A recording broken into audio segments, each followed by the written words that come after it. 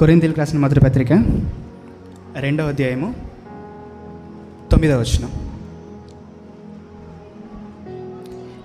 ఇందును గూర్చి దేవుడు తను ప్రేమించు వారి కొరకు ఏవి సిద్ధపరిచెనో అవి కంటికి కనబడలేదు, చెవికి వినబడలేదు, మనుషుల హృదయానికి గోచరం కాలేదు. చాలండి. సాధారణంగా మనం చాలాసార్లు అనుకుంటూ ఉంటాం, మనకి ఏదైనా ప్రాబ్లం వచ్చినప్పుడు త్వరగా బాధపడిపోతూ ఉంటాం. త్వరగా దేవుడిని నిందించేవాళ్ళు కూడా చాలా ఎక్కువ మంది ఉంటారు. మాకేం చేశాడండి దేవుడు, మా కోసం ఏం చేశాడు అని. అలా ఆలోచించుకుంటున్నప్పుడు నాకు ఒక విషయం అనిపించింది అనమాట. ఇప్పుడు సాధారణంగా దేవుడు ఏదైనా కూడా అలా చిటికలో చేయగలడు కదా, ప్రతిదాన్ని కూడా మనం అలా చూసి లోపే మొత్తం అన్నీ క్రియేట్ చేయగలడు. అలాంటి దేవునికి ఈ భూమిని సమస్తాన్ని చేయడానికి 6 రోజులు ఎందుకు పట్టింది? అర్థమైందా? ఏదైనా కూడా చిటికలో చేయగలిగిన దేవునికి ఈ భూమిని మొత్తాన్ని మనల్ని క్రియేట్ చేయడానికి 6 రోజులు ఎందుకు పట్టింది? ఇంకా చెప్పాలంటే ఆయన దృష్టిలో 6 రోజులు అంటే మన దృష్టిలో 6000 సంవత్సరాలు. అలా ఆలోచిస్తున్నప్పుడు నాకు అనిపించింది అనమాట, మేబీ దేవుడు భూమిని ఎలా చేసి ఉంటాడంటే ముందు ఒక చెట్టుని చేసి ఉంటాడు. చెట్టుని చేసిన తర్వాత ఇది నా పిల్లలకి నచ్చుద్దో లేదో, ఇది ఇలా కాకుండా ఇలా ఉంటే ఎలా ఉంటుంది, ఓకే ఇంకోసారి చేసిన తర్వాత లేలే ఇది ఇంకా దీనికంటే ఇంకా బాగా నేను ఎలా చేయొచ్చు. మన చుట్టూ చాలా కనబడుతుంటాయి కదా జంతువులు. కుక్క ఉంటుంది, మనకి చాలా ఇష్టం కుక్క అంటే, ఎత్తుకుంటాం తిప్పుకుంటాం. మేబీ కుక్కని ఒక రకంగా చేసిన తర్వాత ఇది నా పిల్లలకి నచ్చుద్దో లేదో, ఈ కుక్క ఇలా కాకుండా ఇలా ఉంటే ఎలా ఉంటుంది. అర్థమైందండి? ఏదైనా కూడా చేయగలిగిన దేవునికి 6 రోజులు చేసిన తర్వాత 7వ రోజున విశ్రాంతి తీసుకునేంతగా కష్టపడ్డాడంటే మన మీద దేవునికి ఎంత ప్రేమ ఉందో అర్థమవుతుందండి. అంటే ఏది చేసినప్పటికీ కూడా ఏదో ఊరినే చేసేస్తున్నాను అనుకుంటూ చేస్తే బాగోదు. నా పిల్లలకి ఏది నచ్చుద్ది, ఎలా చేస్తే వీడు ఇష్టపడతాడు, అంత కష్టపడి చేశాడు. కాబట్టి 5 రోజులు కూడా మనిషికి ఏది కావాలో ప్రతిదాన్ని సమకూర్చిన తర్వాత 6వ రోజున మనిషిని చేశాడని. ముందు రోజు చేసేసి మిగిలినవి చేసుకోవచ్చు కదా. స్టార్టింగే మనిషిని భూమి మీద పెట్టేసి నీకు ఏది కావాలో చెప్పరా అని చెప్పి ప్రతిదాన్ని చేసుకోవచ్చు కదా. ఏది కూడా తక్కువ చేయకూడదు మనిషికి, ప్రతిదాన్ని కూడా సమకూర్చాలి. చాలామంది ఉంటారు వాళ్ళకి దేవుడు లేడని చెప్పి మాట్లాడేవాళ్ళు. ఈ మధ్య మనకి చాలా ఎక్కువగా కనబడుతూ ఉంటారనమాట. యూట్యూబ్లో మనం చూస్తూ ఉంటే దేవుడు లేడని వాదించేవాళ్ళు. కానీ ఇలాంటి వాళ్ళందరి కోసం కూడా దేవుడు ఒక మాట రాసి ఉంచాడు బైబిల్లో. రోమీలకు రాసిన పత్రిక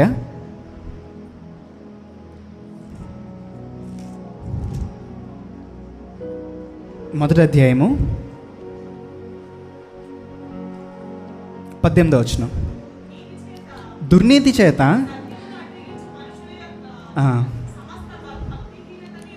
సమస్త భక్తిహీనత మీదను దుర్నీతి మీదను దేవుని కోపం పరలోకము నుండి బయలుపరచబడుచున్నది. ఎందుకనగా దేవుని గూర్చి తెలియసఖ్యమైనదేదో అది వారి మధ్య ఆయన అదృశ్య లక్షణములు అనగా ఆయన నిత్యశక్తియు దేవత్వమును జగదుత్పత్తి మొదలుకొని సృష్టింపబడిన వస్తువులను ఆలోచించుట వలన తేటపడుచున్నవి గనుక వారు నిరుత్తరులై ఉన్నారు. చాలు ఆలోచించండి. దేవుడు లేడు అని చెప్పే ప్రతి ఒక్కరికి కూడా దేవుడిచ్చే ఆన్సర్ ఏంటంటే, నీ చుట్టూ సృజింపబడిన ప్రతి దాని గురించి నువ్వు ఆలోచించు, నేనున్నానా లేదా అనేది నీకు అర్థమైపోద్ది. ఒకసారి ఆలోచించండి. చిన్న చిన్న ఉదాహరణలు తీసుకుందాం. ఇప్పుడు మనకి పండ్లు అంటే చాలా ఇష్టం కదా. యాపిల్ అని, జామ పండు అని ప్రతి తింటూ ఉంటాం కదా. ఫర్ ఎగ్జాంపుల్ ఊహించుకోండి, ఎక్కడికి వెళ్ళినా సరే జామ పండు మాత్రమే ఉంది. భూమి అంతట్లో కూడా వేరే రకాల పండ్లేం లేవనుకుందాం. మన ఊరు వెళ్ళినా జామ పండే ఉంటుంది, ఏలూరు వెళ్ళినా అదే ఉంటుంది, అటు నుంచి భీమవరం వెళ్ళినా జాంకాయలే ఉన్నాయి. మన పరిస్థితి ఎలా ఉంటుంది చెప్పండి?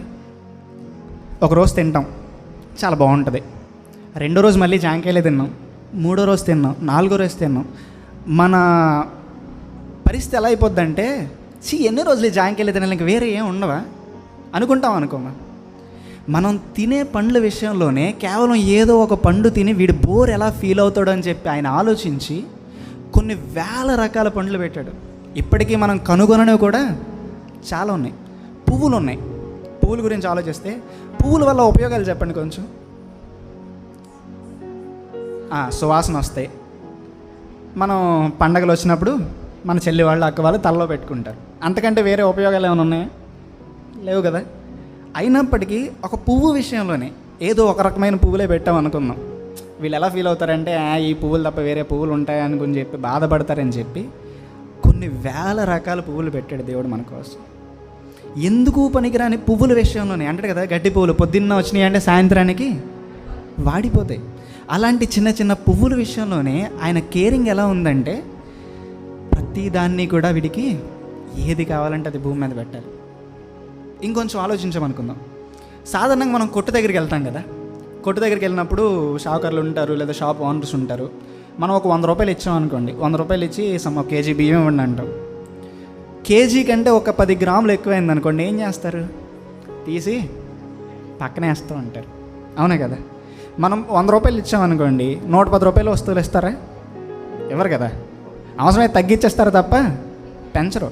ఈ మధ్యకాలంలో రైల్వే స్టేషన్కి వెళ్ళినప్పుడు ఏమైనా వాటర్ బాటిల్ తాగుదామంటే అది వేరే దౌర్జన్యం అనుకోండి, మనం ఏం చేయలేం. కానీ ఆలోచించండి, దేవుడు కూడా అలాగే ఉన్నాడు అనుకుందాం. అంటే మనం పొలంలో విత్తనాలు వేస్తాం కదా. ఒక విత్తనం వేసినప్పుడు నువ్వు ఒక విత్తనం వేసావు కాబట్టి నీకు ఒక గింజ వేస్తాను అన్నాడు అనుకోండి, మన పరిస్థితి ఎలా ఉంటుంది?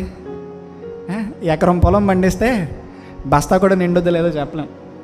కానీ దేవుని ప్రేమ ఎలా ఉంటుందంటే, నువ్వు ఒక విత్తనం వేసినా సరే నీకు ఒక మొక్కకి 30 నుంచి 40 గింజలు నేను ఇస్తాను. నీకు మామిడి చెట్టు ఉంటుంది, ఒక టెంక వేసామనుకోండి, ఆ చెట్టు పెరగడానికే దగ్గరగా ఒక 2-3 సంవత్సరాలు పడుతుంది పెద్దగా అవ్వడానికి. సంవత్సరంకి ఒకే ఒక కాయ ఇస్తుంది అనుకోండి. నువ్వు ఒకే వేసావు కాబట్టి నువ్వు ఒక్కొక్క కాయ ఇస్తా అన్నాడు అనుకోండి, మన పరిస్థితి ఎలా ఉంటుంది? ప్రతి దానిలో కూడా ఆయన ప్రేమ కనపడుతూ ఉంటుంది. ఇప్పుడు చెప్పండి, ఎవడైనా వచ్చి దేవుడు లేడంటాడా? దేవుడు కూడా మనిషి ఆలోచించినట్టే ఆలోచించాడు అనుకోండి, మన పరిస్థితి ఏంటి? మన జీవితం ఎలా అయిపోద్దంటే రోజు రోజు గడవడానికి కూడా చాలా ఇబ్బందులు పడతాం.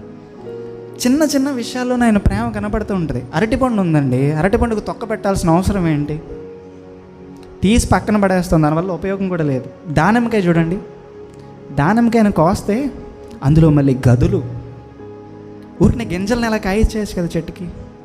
మళ్ళీ ఎక్కడ దుమ్ము పట్టి మన ఆరోగ్యం పాడైపోద్దేమో.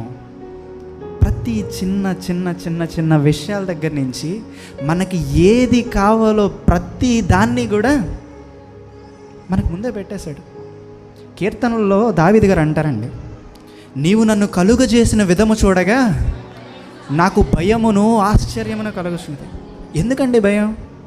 మన ఊరినే బైబిల్ చదివినప్పుడు ఆదికాండం స్టార్టింగ్ నుంచి వచ్చినప్పుడు ఫస్ట్ చాప్టర్నే అందుకే అంటారండి. ఒకసారి చూస్తూ ఉంటే యోబు గ్రంథం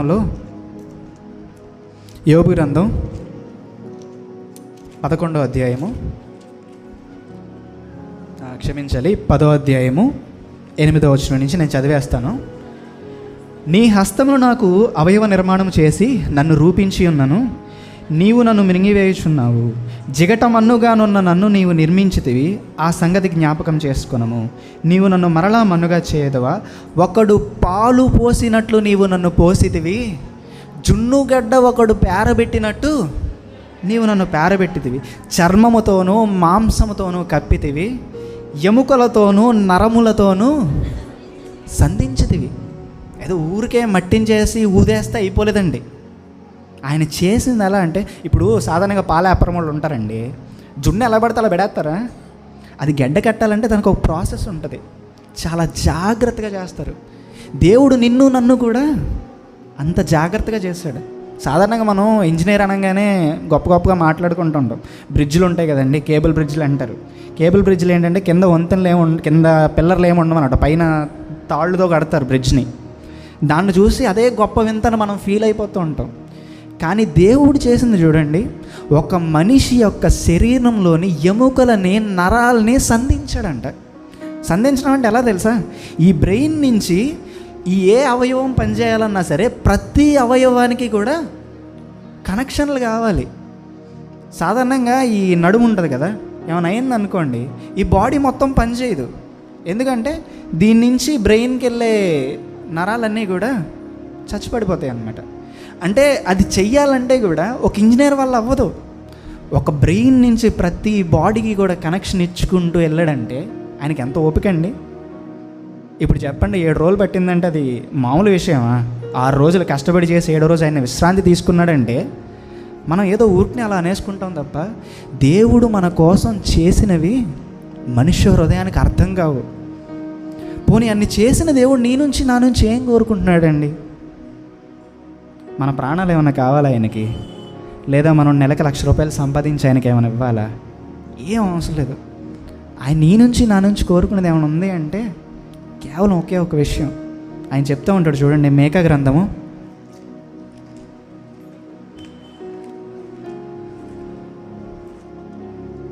6వ అధ్యాయము 8వ వచనం. మనుష్యుడా, ఏది ఉత్తమం అది నీకు తెలియజేయబడి ఉన్నది. న్యాయముగా నడుచుకొనుటయు, కనికరమును ప్రేమించుటయు, దీన మనసు కలిగి దేవుని ఎదుట ప్రవర్తించుటయు. ఇదే కదా దేవుడు నిన్ను అడుగుతున్నాడు. ఎందుకంటే ఏమని అడుగుతున్నాడు దేవుడు నిన్ను నన్ను? జస్ట్ న్యాయంగా నడుచుకో, కనికరాన్ని ప్రేమించుటయు, నీ దేవుని ఎదుట నువ్వు దీన మనస్సు కలిగి ప్రవర్తించాలి. అంతకంటే ఏం అవసరం లేదు. కానీ మనిషి ఎలా మారిపోతున్నాడంటే, నాకు బైబిల్లో ఒక వ్యక్తి గురించి చదివిన ప్రతిసారి కూడా చాలా బాధేస్తూ ఉంటుంది అనమాట. పైన చెప్పుకుంటూ వెళ్ళిపోతున్న వ్యక్తి గురించి, బిలాము గురించి అందరికీ తెలుసు కదండి. బిలాము గురించి నేను చదివినప్పుడు నాకు కనబడిన విషయాలు అంటే సంఖ్యాకాండం 22వ అధ్యాయం దగ్గర నుంచి మొదలవుతూ ఉంటుంది అనమాట. సో ఆయన గురించి ఆ టైంలో ఉన్న వాళ్ళందరూ ఏం మాట్లాడుకుంటూ ఉంటారంటే, బిలాము ఎవరినైతే దీవిస్తాడో దేవుడు వారిని దీవిస్తాడు, బిలాము ఎవరినైతే శపిస్తాడో దేవుడు వారిని శపిస్తాడు. అంటే ఒక రకంగా చెప్పాలంటే దేవునితో ఏక మనస్సు కలిగి ఉన్న వ్యక్తి. కానీ ఎలా అయిపోయాడంటే చివరికి ధనం కోసం ఆశించి ఏదైతే చేయకూడని పని ఉందో అది చేశాడు. ఇజ్రాయేలుని శపించడానికి ముందుకొచ్చాడు. కానీ ఆయన జీవితం మొత్తం చదివినప్పుడు నాకు ఎలా ఉండేదంటే చాలా కన్ఫ్యూజ్గా ఉండేదన్నమాట. డబ్బు కోసం వెళ్ళే కానీ ఎక్కడ శపించలేదు కదా, తిరిగే వచ్చాడు కదా, అయినా ఎందుకు దేవుడు శపించాడు అని చెప్పి చాలా క్లమ్జీగా ఉండేదంట మైండ్. ఒకరోజు అలాగే అనుకుని బైబిల్ చదువుతూ ఉన్నప్పుడు నాకు ఒక వాక్యం కనిపించింది. అందులో ప్రకటన గ్రంథంలో మనం చూస్తూ ఉంటే, మీలో కూడా ఎలాంటి వాళ్ళు చాలామంది ఉన్నారు అని చెప్పి దేవుడు చెప్తూ ఉంటాడు. చూడండి ఒకసారి ప్రకటన గ్రంథము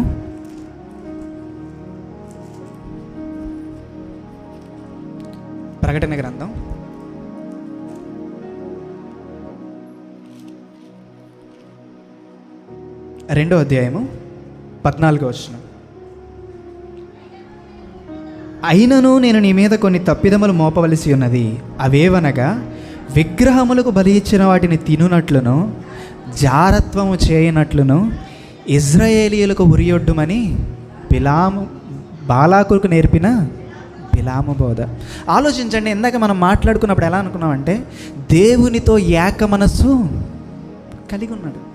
దేవునితో ఏక మనస్సు కలిగి ఉన్న ప్రవక్త ఎలా మారిపోయాడంటే, బాలాకుకి ఇజ్రాయేలీలు పాపం చేసేలా మోటివేట్ చేసే ఒక వరస్ట్ క్యారెక్టర్లోకి వచ్చాడండి. ఎలాంటి క్యారెక్టర్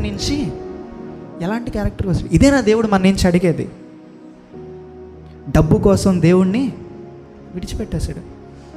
ఒక రకంగా మాట్లాడుకుంటే ఒక బెస్ట్ ఎగ్జాంపుల్, దేవునితో మాట్లాడే వ్యక్తి, దేవునితో ఏక మనస్సు కలిగి ఉన్న వ్యక్తి ఎలా అయిపోయాడంటే, ఈరోజు ఆయనకిలా మనం ఉండకూడదు అని మనం మాట్లాడుకునే ఒక ఎగ్జాంపుల్ అయిపోయాడు.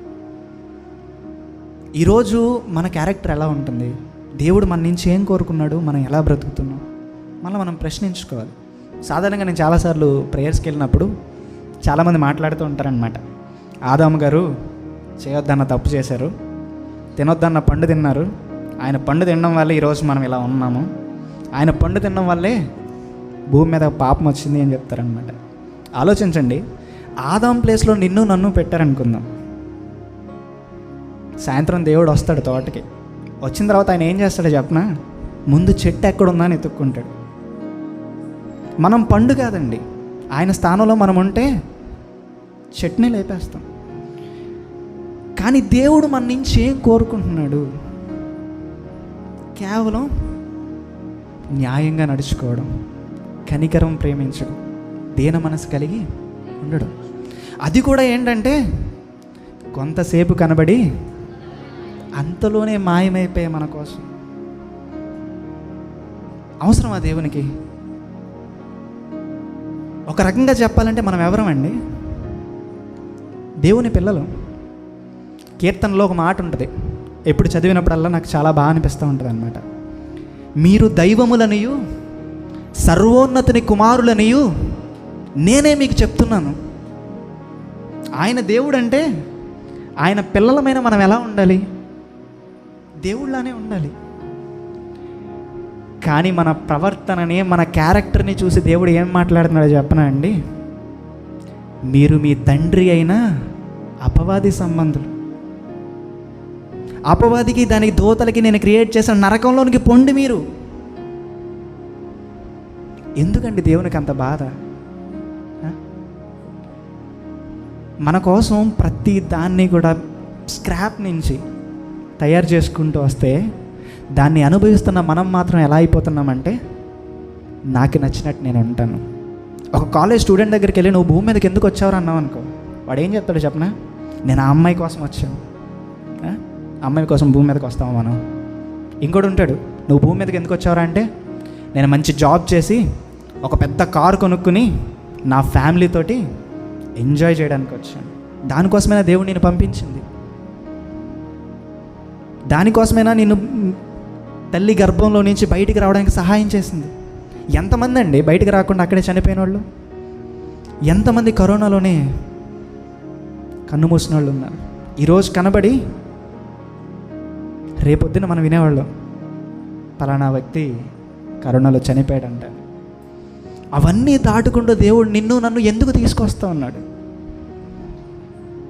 మనం ఎలా ఉన్నామనేది మనల్ని మనం ప్రశ్నించుకోవాలి. యేసుక్రీస్తు వారు కూడా భూమి మీదకి వచ్చారు, ఆయనకి శోధనలు వచ్చాయి. కానీ ఆయన తట్టుకుని నిలబడగలిగాడు. ఒక మాట ఉంటుంది చూడండి, ఈ చివరికి దీని గురించి మాట్లాడుకుని నేను ముగించేస్తాను. యాకోబు రాసిన పత్రిక 1వ అధ్యాయము 12వ వచనం. శోధన సహించువాడు ధన్యుడు, అతడు శోధనకు నిలిచిన వాడై ప్రభువు తను ప్రేమించు వారికి చేసిన జీవకిరీటమును పొందెను. దేవుడు కీడు విషయమై శోధింపనేరడు, ఆయన ఎవరిని శోధింపడు గనుక ఎవడైనను శోధింపబడినప్పుడు నేను దేవుని చేత శోధింపబడుచున్నానని అనకూడదు. ప్రతి వాడును తన స్వకీయమైన దురాశ చేత ఈడ్వబడి మరులు కొల్పబడిన వాడై శోధింపబడును. దురాశ గర్భమును ధరించి పాపమును కనును, పాపము పరిపక్వమై మరణమును కనును. బిలాముకు కూడా శోధన వచ్చిందండి, డబ్బు అనే శోధన వచ్చింది, కానీ తట్టుకుని నిలబడలేకపోయాడు. ఈరోజు మనకు కూడా చాలా శోధనలు ఉంటాయి, కానీ ఎప్పుడైతే వాటిని తట్టుకుని నిలబడతామో అప్పుడే మనం దేవుడు అనుగ్రహించే ప్రదేశానికి మనం వెళ్తాం. మనం అనుకోవచ్చు, నా ఒక్కడికే కష్టాలు వస్తున్నాయి, నా ఒక్కడికే ప్రాబ్లమ్స్ వస్తున్నాయని. కానీ దేవుడు ఒక మాట ఉంటుందన్నమాట, పుటము వేసిన బంగారము ఎలా అయితే ప్యూరిఫై అవుతూ ఉంటుందో, దేవుడు ఏంటంటే మన జీవితంలో వచ్చిన ప్రతి శోధన బట్టి ఎలా అయితే బంగారం ప్యూరిఫై అవుతుందో అలాగే మనల్ని కూడా ప్యూరిఫై చేస్తూ ఉంటాడు. మనలో తన స్వరూపం కనిపించేంత వరకు కూడా ఆయన మనకు అవకాశాన్ని ఇస్తూనే ఉంటాడు. ఈరోజు నేను కళ్ళు తెరిచానంటే ఏదో గొప్ప ఉండనా? కాదు, నా జీవితంలో నేను మార్చుకోవాల్సింది ఏదో ఇంకా ఉందని. చివరికి ఒక చిన్న మాట చెప్పి నేను ముగించేస్తాను. ఎఫెసీలకు రాసిన పత్రిక 1వ అధ్యాయము 4 నుంచి 6 వరకు. ఎట్లనగా తన ప్రియుని యందు మనకు ఉచితముగా అనుగ్రహించిన తన కృపామహిమకు కీర్తి కలుగునట్లు తన చిత్త ప్రకారమైన దయా సంకల్పము చెప్పున యేసుక్రీస్తు ద్వారా తన కుమారులుగా స్వీకరించుటకై మనలను ముందుగా తన కోసం నిర్ణయించుకొని మనము తన ఎదుట పరిశుద్ధులమును నిర్దోషులమై ఉండవలెనని జగత్తు పునాది వేయబడక మునుపే ప్రేమ చేత ఆయన క్రీస్తులో మనల్ని ఏర్పరచుకొనెను. ఎప్పుడండి? నేను పుట్టిన తర్వాత కాదండి, లేదా నేను కాలేజ్లో చదువుతున్నప్పుడు కాదు. జగత్తు పునాది వేయబడక మునుపే. శామ్యూల్ అంటే ఒక ప్రణాళిక ఉంది ఆయనకి, తిమోతి అంటే ఒక ప్రణాళిక ఉంది, మధు అంటే ఒక ప్రణాళిక ఉంది. ఏంటంటది? మనం ఆయన ఎదుట పరిశుద్ధులమును నిర్దోషులమై బ్రతకాలి. అదొక సర్టిఫికేట్ లాంటిది. అది గనక మనం సంపాదించుకోలేదనుకోండి, దేవుని దగ్గరికి మనం వెళ్ళలేమండి. యేసుక్రీస్తు వారు పరిశుద్ధుడు నిర్దోషని ప్రూవ్ చేసుకున్నాడు కాబట్టి ఈరోజు ఆయన్ని మనం దేవుడు అని పిలుస్తూ ఉన్నాం. దేవుడు కూడా అదే చెప్తున్నాడు, మీరు దైవములు. ఎప్పుడు? మనల్ని మనం పరిశుద్ధులు నిర్దోషులుగా మార్చుకున్నప్పుడే. మనందరం కూడా ఈ భూమి మీద ఏం చేయాలో తెలుసా అండి? ఒక బుల్లి క్రీస్తులాగా మనం మారిపోవాలి. ఎప్పుడైతే అలా మారిపోతామో చావుకు భయపడాల్సిన అవసరం లేదండి. కరోనా కాదు కదా, అలాంటి ఎన్ని వచ్చినా ధైర్యంగా కళ్ళు మూసుకుని హ్యాపీగా బ్రతకచ్చు. ఇప్పటికిప్పుడు నేను చనిపోయినా సరే నేను దేవుని దగ్గరికి వెళ్ళిపోతాను అనే ధైర్యం మనకి ఎప్పుడైతే కలిగి ఉంటుందో ఆ రోజు చావుకి మనం భయపడాల్సిన అవసరం లేదు. అలా మనం అందరం ఉండాలి. ఒకవేళ ఈ భూమి మీద ఉన్నప్పుడు కాలేజీలు ఉంటాయి కదా, ఈ కాలేజీల్లో ఏంటంటే మనం ఫెయిల్ అయినా సరే ఇంకొక ఆప్షన్ ఉంటుంది అనమాట. బెటర్మెంట్లని, సప్లిమెంటరీలని చాలా ఆప్షన్స్ ఉంటాయి. కానీ దేవుడు ఇచ్చిన ఈ కాలేజ్లో పరిశుద్ధుడు నిర్దోషి అనే సర్టిఫికేట్ అనేది మనం సంపాదించుకోవడానికి ఒకటే ఆప్షన్. ఈ భూమి మీద మనం బ్రతికే 60 సంవత్సరాలు మాత్రమే. పొరపాటున మిస్ అయ్యామనుకోండి, ఇంకా బెటర్మెంట్లు, సప్లిమెంటరీలు ఏం ఉండవు. ఆయన ప్రేమ ఎలాంటిదో అర్థం చేసుకున్నప్పుడు ఈ లోకంతో మనకి ఎందుకండి? ఆలోచించండి. ఆయన నీ కోసం ఏమేం చేశాడు? ప్రతి దాన్ని కూడా మనకి ఏదైతే కావాలో ప్రతి దాన్ని సమకూర్చి భూమి మీద పెట్టి మంచిగా బ్రతకండ్రా అంటే అలా బ్రతకడానికి కూడా కష్టపడుతున్నాం.